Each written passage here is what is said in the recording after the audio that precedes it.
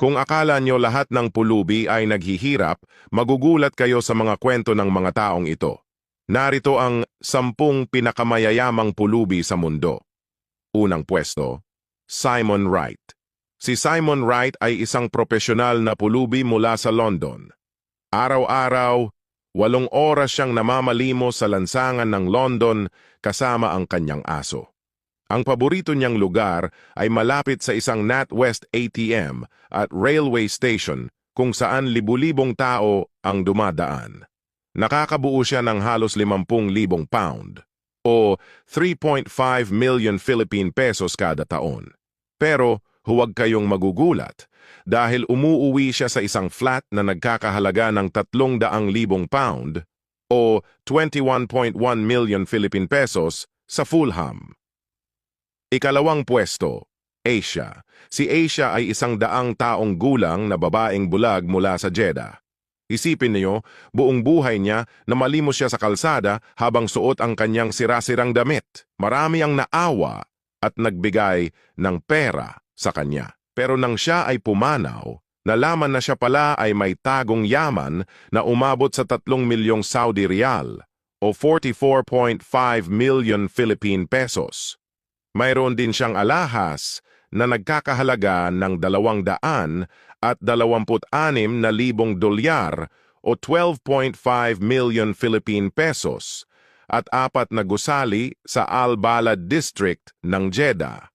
Ang lahat ng kanyang yaman ay iniwan niya sa mga kakilala niyang pulubi.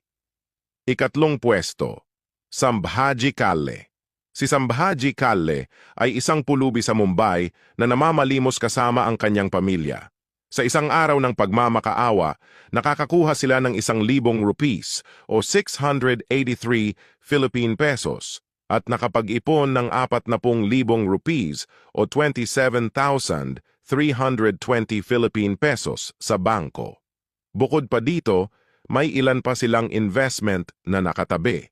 Sa dulo ng araw, umuuwi sila sa kanilang flat sa Virar o sa isa sa kanilang 2 bahay sa Solapur.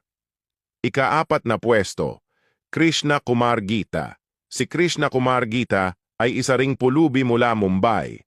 Araw-araw siyang namamalimos sa kanyang paboritong lugar sa CP Tank. Nag-aayos siya ng kanyang sarili na parang dukha. Pero ang totoo, mas malaki pa ang kita niya kumpara sa mga nagbibigay sa kanya. Sa isang araw, nakakabuo siya ng 1,500 rupees o 1,025 Philippine pesos bago umuwi sa kanyang flat sa Nalasopara. Ika-5 pwesto, Erwin Corey.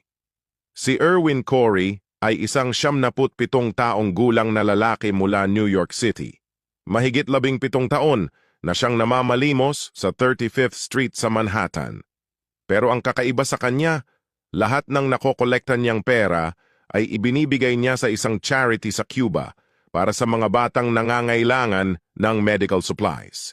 Siya mismo ay nakatira sa isang bahay na nagkakahalaga ng 3,500,000 dolyar o 196.7 million Philippine pesos sa East Midtown. Ika-6 na pwesto, Laxmi Das.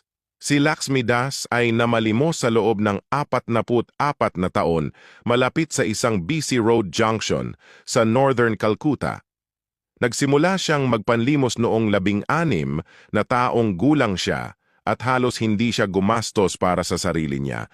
Nang siya ay 60 taon, nagdeposito siya sa bangko ng 200 pounds o 14,050 Philippine pesos ng mga barya na nagmula sa 4 na balde na kanyang naipon.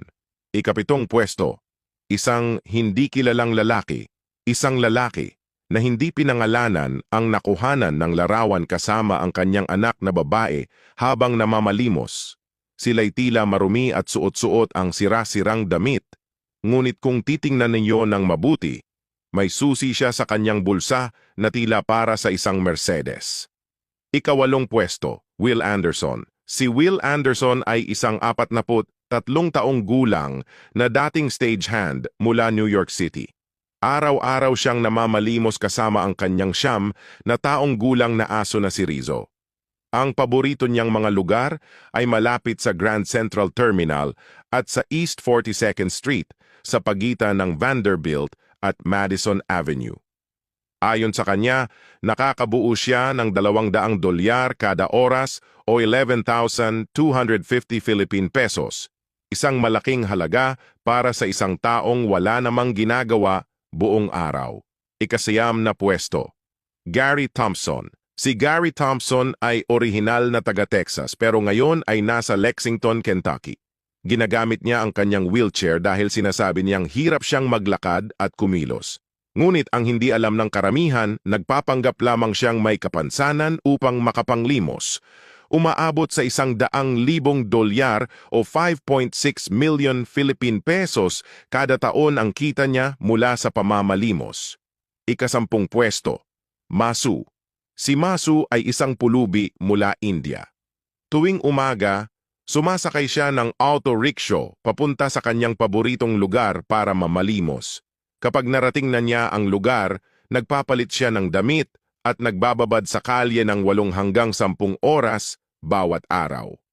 Ayon sa kanya, kumikita siya ng 1,500 rupees o 1,025 Philippine pesos bawat araw at siya ay isa ng milyonaryo.